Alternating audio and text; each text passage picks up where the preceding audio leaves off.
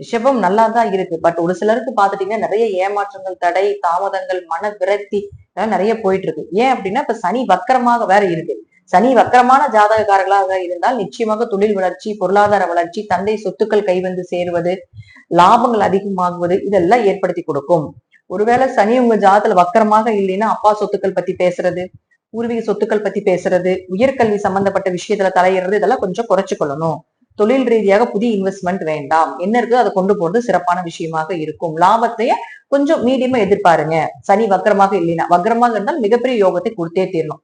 அப்போ சுக்கிரனும் உங்களுக்கு 3ஆம் வீட்டுல இருக்கும்போது ஏதாவது ஒரு வழியில இந்த மாதம் உங்களுக்கு பணம் எண்ணிக்கிட்டே இருக்கக்கூடிய ஒரு அமைப்பையும் நிச்சயமாக ஏற்படுத்தி கொடுப்பார். அடுத்து 2 மற்றும் 5ஆம் அதிபதியாக இருக்கக்கூடிய புதன் அவர் வந்து 14ஆம் தேதி வரைக்கும் உங்களுடைய ராசிக்கு 3ஆம் வீட்டுல இருக்கார். அப்ப 2 கூடியவர் 3ஆம் வீட்டுல இருக்கும் பொழுது நிச்சயமா உங்களுக்கு பண வரவு, பொருளாதார வளர்ச்சி, காசு பணம் கையில புழங்குறதுக்கு உண்டான வாய்ப்பு. ஏன்னா 2ஆம் இடம் தான் பாத்துட்டீங்கன்னா உங்களுக்கு தன வரவு, பொருளாதாரம், குடும்பஸ்தானம், குடும்பத்தில இருந்து வரக்கூடிய பணம் இதெல்லாம் 2ஆம் இடம் தான். அப்ப அதெல்லாம் கண்டிப்பாக 3ங்கிறது பெரிய மறைவு ஸ்தானம் கிடையாது.